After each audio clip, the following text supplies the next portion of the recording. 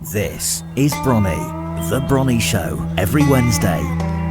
Follow Bronnie everywhere at Bronnie Music. Okay, what's up everyone? You are listening to The Bronnie Show and I'm joined here with Gary Quinn. Now we're going to be talking all things buckle and boots. Very Sure excited are. to get Yeah. so buckle and boots, it's taking place at White Bottom Farm in Manchester. Well, just outside of Manchester, I guess. Yeah, it's about 20 minutes outside Manchester, the kind of greater Manchester district, in a place called Compstal. So that is the 23rd to 25th of May. Yeah, 23rd to 25th. We actually kind of operate the 22nd as well for anybody that has live-in vehicles that want to arrive early and set up and pitch up. They'll have already organised that with the office, but that's growing every year. So we also put on a bit of entertainment on the Thursday night now. This year we've got the Old Time Sailors back, who were fantastic 2 years ago, doing a lot of sea shanty songs and set up a kind of old ship background that kind of get people involved in dancing. It's really good fun. Oh, I love that. So where can people get their tickets? Yeah, they can simply go to bucklandboots.co.uk. All the information's on there. Ticket Pass is our ticket seller, so you can search on Ticket Pass as well. There's still tickets left for anyone that wants to get involved. Highly recommend doing the weekend one because you'll get the most out of it. Mm-hmm. Oh, I'm going to be there the whole weekend, fangirling. It's going to be great. So to anyone new, describe the festival. Yeah, it's like I mentioned, with being 20 minutes outside the city of Manchester, you would never even think that you were near a city. It's so secluded, really proper English countryside. There's a lovely weir at the bottom of the festival site, and then you come up the festival walkway along the river, and then you're there in the farm with the fields for camping, fields for festival living vehicles, and it's very warm, friendly, family feel to it all. A lot of the time for the people who have been coming from when we first started, the OGs would say it's very much like a family reunion. It's one of the only times in the year where they get to see one another, and it has that feel as you walk around. That it's family, not so much friends. That whether you're new or you're, like I say, one of the OGs, there's always a smile, there's always a friendly handshake, and people just get on with enjoying the weekend in a really lovely setting. And the music is almost secondary to that for what people would experience on the weekend. Oh, amazing. I do love that because I also feel like as artists, sometimes like some of my best mates, I haven't seen them in a year just because of touring schedules. Whereas if there's a festival that everyone's going to or people are playing, it's always so good to have like that as the festival that everyone kind of catches up at. And yeah, certainly from an artist's point of view, that does happen. An artist make a point of staying for the full weekend. They feel that they get a lot out of doing that, whether that would be, like you said, catching up with friends that they've not seen for a while, but also the network opportunity itself. You're going to be introduced to new artists, new styles, new musicians, and particularly because we bring in international artists as well that are so accessible. We definitely have heard a lot of success stories about how people network at that opportunity and going on to build friendships and collaborations just from meeting there, So kind of it has two edges to that. There's definitely that artist side of networking, but likewise for the attendees, it's wonderful that they get to catch up with so many people and make new friends. There's a lot of people come solo and leave as a family friend or a family member. And some of those can actually be the artists that are participating themselves, because whether it's a headliner or somebody opening up the paddock stage, everybody's accessible. And we encourage everyone to be out mingling with the audience, with the attendees. So you could be buying a burger or having a pint and stood beside you as the headliner, and they love that part of it as well. Oh, that's awesome. So there's 2 stages, you were saying? 2 stages, yeah. We have the main stage, which is held under one of the barns opposite the bar, which is under another barn. And then just literally a 60-second walk up a hill, we have the tent, the paddock stage, which normally can hold around anything between 500 to 700 people. And from an artistic point of view and for an attendee point of view, we try to ensure that there's not a lot of clashing, so that everybody on site has the potential to see everybody that's going to be playing. I think if there are any kind of overlaps, it's for a maximum of 5 minutes. And I think it might only happen with a handful of artists this year. Everyone has that opportunity to ensure that they're getting heard by as many people as possible. That's great. I really feel like the festival cares about the artist and the fans' experience and putting all that first is, yeah, sounds great. Because you get some Yeah, festivals where people are like, oh my gosh, I've got two favorite bands on at exactly the same time. Both yeah, it ends, who am I going to see? But this sounds great, yeah. yeah. I think, and it's taken time to land there, because we've listened to artists, we've listened to attendees about that, um, and we've continued to grow over the years. But what we've definitely tried to do is ensure that we've improved over those years. And as an artist myself, I know what artists want, and I'll then talk openly about what it is they need. The Hancocks, Carl, Laura, and Jan really are great at what the experience should be for the attendee because they've ran other festivals as well. So I've learned a lot from that. So between the four of us, we get there in the end. Yeah, that's awesome. So when did Buckle and Boots start?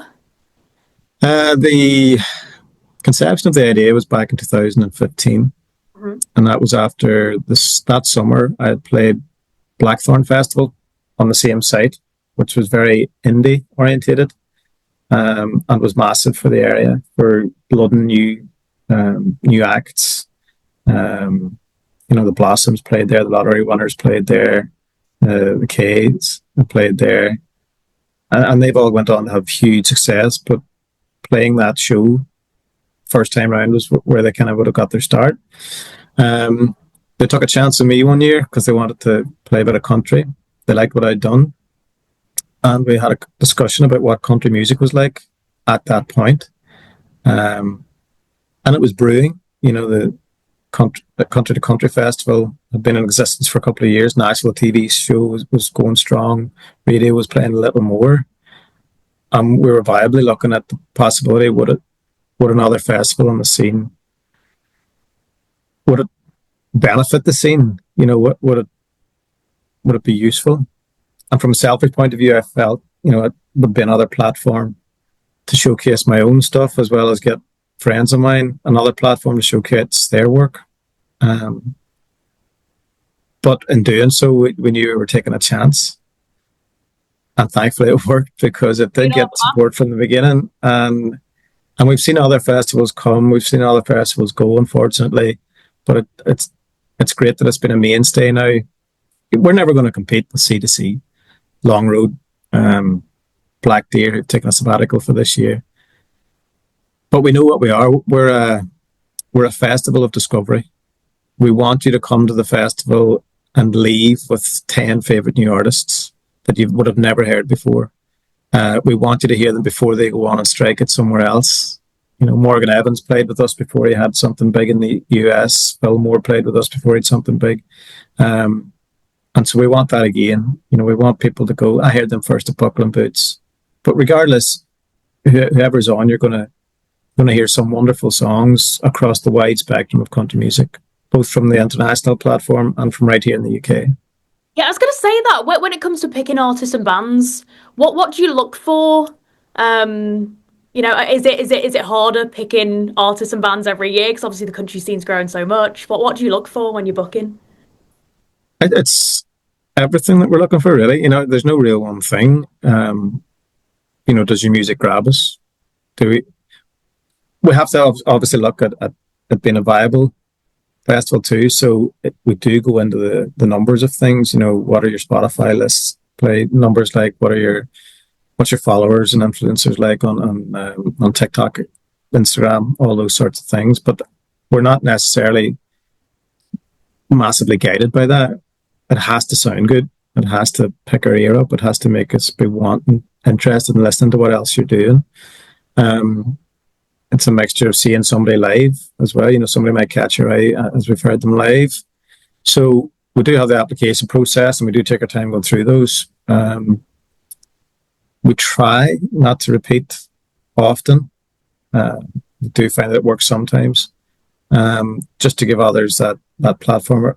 Sometimes it could be they played the paddock and we think they deserve a shot at the headline slot on the main stage or something like that too. So we want to make sure that the attendees have a real diversity of what they can be listening to.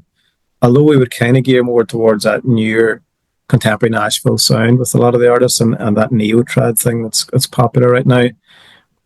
We try and throw in a little Americana, a little rock, just to cover all bases. And if people, maybe they're fed up listening to the same sort of thing in their own ear at one stage, there's always the other stage that can really give them that break or something new that they're looking for. So yeah, there's no real one answer to it. Well, we're so excited, me and my bandmates. So we're going to be on the main stage, which is insane. Thank you so much for having us. Yeah, no, we're excited about it. Yeah, it's going to be awesome. And I believe that's 5:30.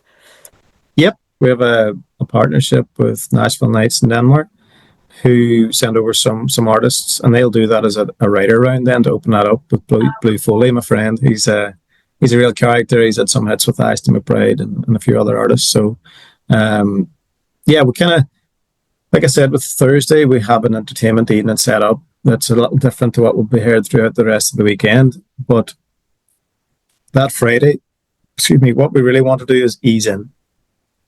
As other attendees will be arriving on site, getting set up, we have that acoustic kind of feel bleeding in. There'll already be a lot of people on site already, and it's a nice way just to kickstart the festival properly, I suppose, in that sense.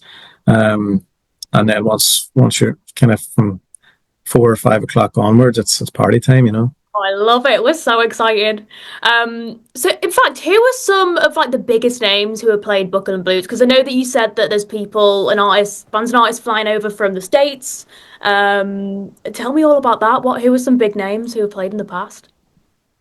I would say, for me, the biggest one that's played in the past is Phil Vassar. Phil had a massive career, kind of late 90s, early 2000s. It was a huge writer for a lot of massive artists at the time too.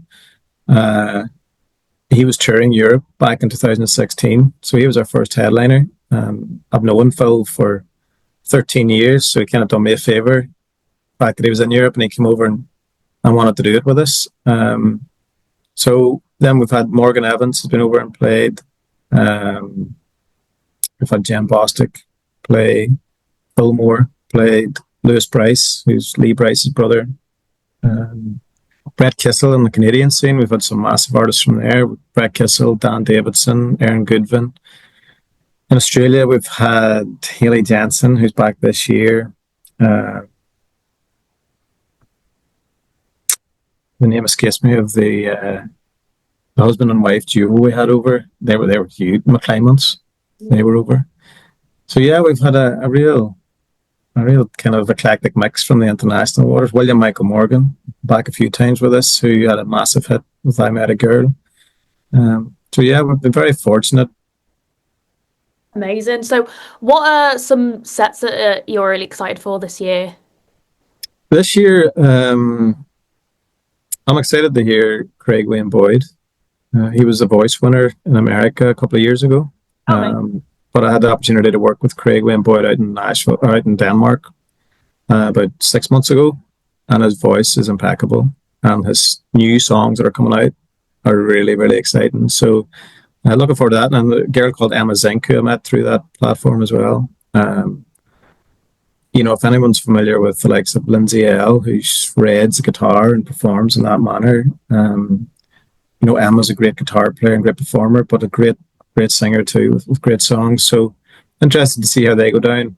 Two very different artists, which is what we're loving about, the eclecticness of it.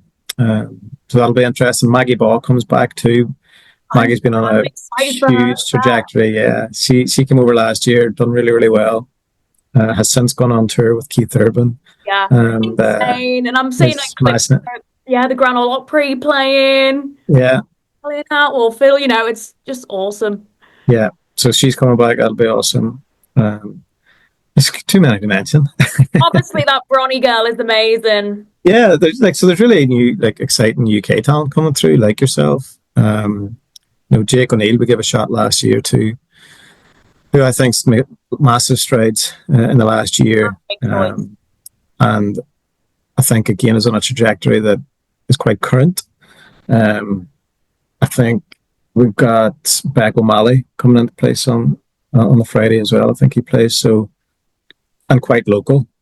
you know, and so these are guys that I probably should know more about, who've been on my doorstep, but you just get lost in the whole mire of the scene itself. And it's really exciting to see a lot more new males coming through, if I'm honest. And, you know, it's very predominantly been female oriented artists over the years, but there's quite a few males coming through now, which is going back to that growth of country music that we're seeing. So there'll definitely be something for everybody at the festival. Yeah, I don't think anybody would be disappointed now. So White Bottom Farm, has that always been where, like, is that where it started, or was it a festival that kind of it built its way up every year? No, it's always been there. The Hancocks that own the farm site there wanted to diversify their farm, so they had, like I said, the Blackthorn Music Festival had already been in existence for a couple of years, and over the years, then they've added more festivals to the site. Love that. So is there anything else you want to chat about? No, just that the tickets are available. You know, it's a camping festival. I think the glamping's all sold out. The live-in vehicles are all sold out on site, but there is off-site available at the moment, and there's a shuttle service goes back and forth. There's day tickets available there for anyone who just wants to come in for the day. And yeah, just fingers crossed we get the weather we're having right now, and just spread the word to anybody that's into country music to get themselves along. It's a wonderful festival, and looking forward to having everybody down there. Yeah, I'm so excited. Well, thank you so much. No, thank you so much for having us on to talk about it, and look forward to seeing you then in a couple of weeks' time. Yeah, I'll see you then. This is Bronnie, The Bronnie Show, every Wednesday. Follow Bronnie everywhere at Bronnie Music.